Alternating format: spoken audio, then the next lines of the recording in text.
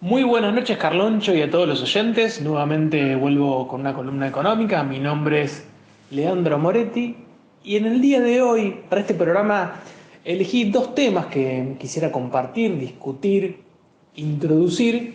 El primero tiene que ver con la publicación del INDEC de las estadísticas de distribución del ingreso y el segundo con la noticia y la novedad de la estatización, por lo menos por un año, de la hidrovía. Así que voy a comenzar lentamente aportando algunos datos y no aburriéndolos a esta altura de la noche con los números.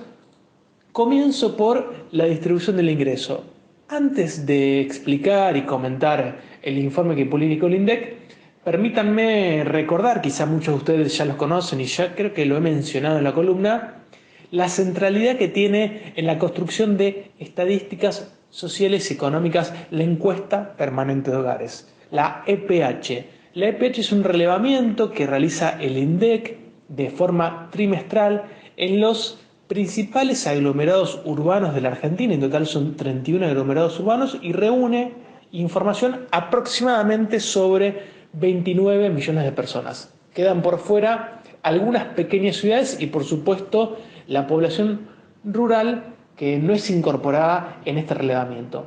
¿Por qué es tan importante y enfatizo el rol de la EPH? Porque nos permite construir información sobre los ingresos, sobre las condiciones de vida, sobre los niveles de pobreza e indigencia, sobre el mercado laboral, que en las semanas anteriores también hubo novedades. En este caso, el último informe que se publicó la semana pasada, entre el jueves y el viernes, es decir, el día exacto, podemos analizar cuáles son las características, qué es lo que ha sucedido en el primer trimestre del año 2021, un año que, por supuesto, que sigue estando marcado por la pandemia, pero quiero compartir qué sucedió y qué sigue sucediendo con los ingresos de los argentinos y las argentinas.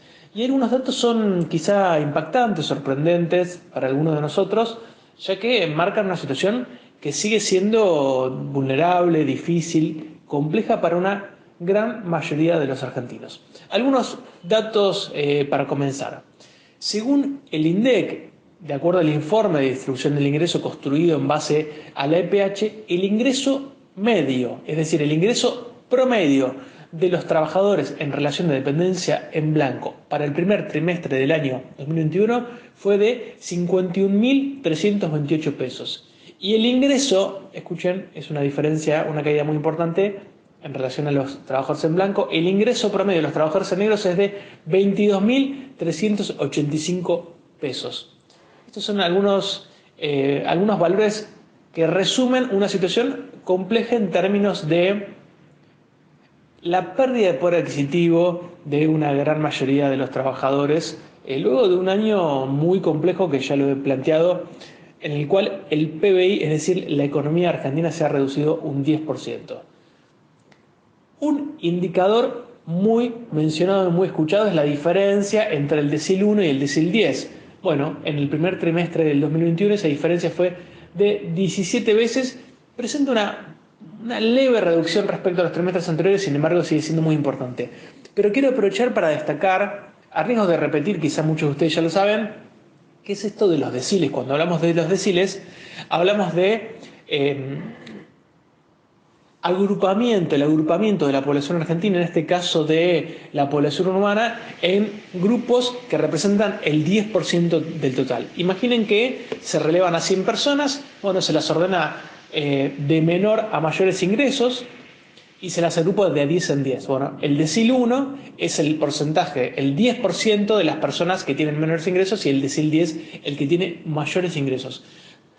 Esto es importante para analizar la distribución personal del ingreso. Hay otro tipo de análisis que los economistas llamamos distribución funcional del ingreso, que nos permite analizar cuál es la distribución o cuánto se apropian los trabajadores y cuánto se apropian del valor generado los empresarios o los patrones. Esa distribución funcional tiene series irregulares y el análisis que más se lleva adelante en Argentina, como el resto del mundo, es la distribución personal, que es la distribución que podemos identificar mediante deciles.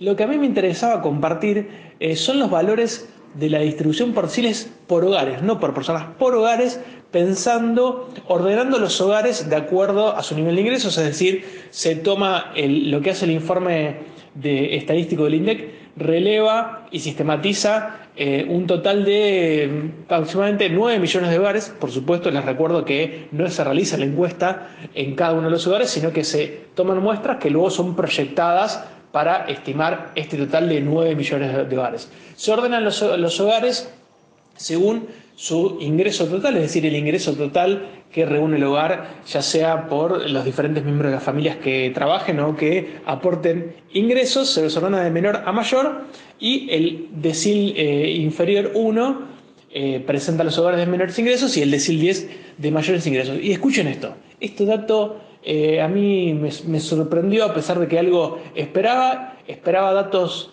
y números complejos, pero escuchen esto. De los 9 millones de hogares, la mitad, es decir, los primeros 5 deciles, más o menos 4 millones y medio de hogares, tienen un ingreso total familiar, es decir, el ingreso de todo el hogar inferior a 56.000 pesos. ¿Sí? Cada hogar puede variar en su cantidad de integrantes, por supuesto. Y si vamos subiendo de decil en decil, el decil 6 tiene un promedio de 65.000 pesos, el decil 7 78.000, el decil 8 98.000, el decil 9 tiene un ingreso total del hogar de 128.000 pesos y el decil 10 un ingreso total del hogar de 239.000 pesos. Estos números, por supuesto, no logran representar la distribución y la estructura económica social de la Argentina, pero nos permiten orientarnos respecto al grado de concentración y la situación de vulnerabilidad de una parte muy importante de nuestros compatriotas. Yo les menciono, busqué el dato, me parecía más interesante compartirles el dato respecto a los ingresos medios por deciles de hogares. Y les repito, los primeros 5 deciles de hogares, es decir, la mitad de los hogares urbanos de la Argentina, tiene ingresos inferiores a 56.000 pesos. Por supuesto que es un trimestre y un año complejo por la pandemia, en el cual el gobierno ha llevado diferentes medidas para apoyar y contener esta situación, entre otras, por ejemplo, la tarjeta alimentar y bonos y aumentos excepcionales para todos aquellos que reciben beneficios sociales. Sin embargo, pensando en la pospandemia, en el futuro, es interesante discutir la distribución del ingreso y las condiciones de poder adquisitivo de los asalariados que han quedado retrasadas. Esperemos en el próximo mes, me animo a decir, hay una definición política de recuperar el salario real y esperemos que eso sea muy, muy pronto. Bueno, paso al otro tema que no tiene tantos números, no los quiero abrumar con esto, que tiene que ver con la hidrovía, ¿no? Que muchos de nosotros desconocíamos lo que era la hidrovía, su relevancia estratégica, pero nos referimos a la ruta fluvial, es decir, la autopista de los barcos que integra el río Paraná, Paraná de las Palmas y el río de la Plata, por el cual todo ese entramado fluvial permite la salida del 80% de la exportación de la economía argentina, principalmente vinculada al sector agropecuario. Y remontándonos un poco en la historia, su privatización o su concesión a manos de la empresa Hidrovía, integrada por capitales nacionales y capitales belgas, tiene su origen en el proceso privatizador de la década del 90, en el cual no solamente se privatizó, es decir, se entregó a manos de empresas privadas el dragado, el balizamiento, el cobro del peaje, en este caso de la ruta fluvial, sino que también se privatizaron, hay que recordar, cada uno de los puertos que estaban a manos del Estado Nacional, siendo también parte de ese proceso la Junta Nacional de Granos, que tenía bajo su control o bajo su órbita el control de los principales puertos de exportación de la Argentina. Bueno, ¿cuál es la novedad? ¿Qué sucedió? ¿Qué es lo que se anunció?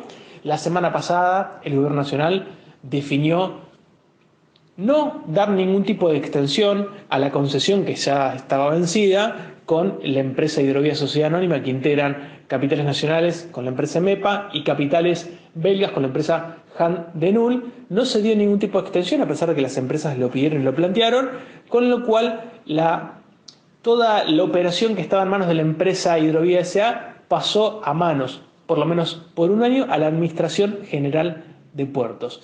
¿Qué va a suceder de aquí en adelante? No lo sabemos.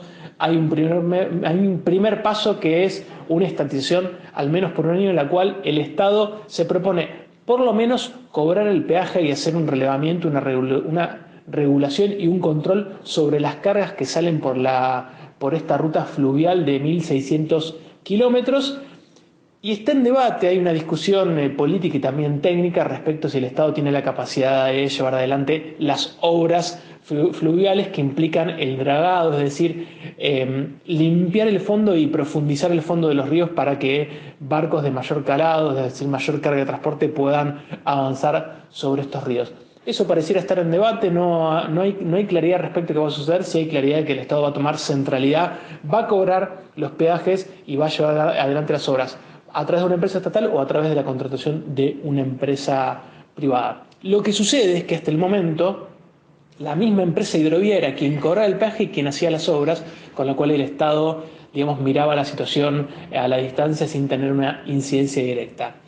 Aquí hay un debate respecto a la soberanía, a la proyección estratégica de la producción y la exportación de la Argentina, y también hay un debate fiscal porque se sospecha y hay indicios claros de que hay subdeclaración de exportaciones, es decir, no se declaran las cargas reales, lo que implica un mecanismo de fuga de capitales, ¿no? Grandes empresas agropecuarias exportadoras que no declaran verdaderamente lo que exportan y de esa manera ocultan una parte de sus ingresos, dejan parte de lo recibido por sus ventas en el exterior y por supuesto también pagan menos impuestos. Y además esto se le suma que tiene una importancia muy relevante para lo que los economistas denominamos restricción externa, ¿no? Por esta ruta fluvial salen muchísimos bienes de exportación por los cuales deben recibirse dólares que son necesarios e indispensables para la Argentina. Este tema, Carloncho, lo vamos a seguir en las próximas semanas y en los próximos meses porque hay un paso muy importante, hay un proceso de estatización resuelto por un año, veremos qué sucede de aquí en más, si el Estado cobra el peaje y contrata una empresa para las obras de dragado o si se conforma un ente estatal para completar el proceso totalmente a manos del Estado, con una proyección y un debate estratégico que puede implicar el avance sobre puertos hoy privatizados y también el desarrollo de la industria naval argentina, que en nuestra región nos toca de cerca ya que tenemos el astillero Río Santiago. Bueno, Carloncho, espero haber sido claro, espero que hayan compartido y seguido los números y los temas y los debates que se han abierto. Vamos a seguir retomando tanto el tema de la distribución del ingreso y las estadísticas derivadas de la EPH como lo que suceda con la hidrovía en las próximas columnas. Un abrazo para todos. Muchísimas gracias, Leandro Moretti, como siempre, muy claro en tu columna.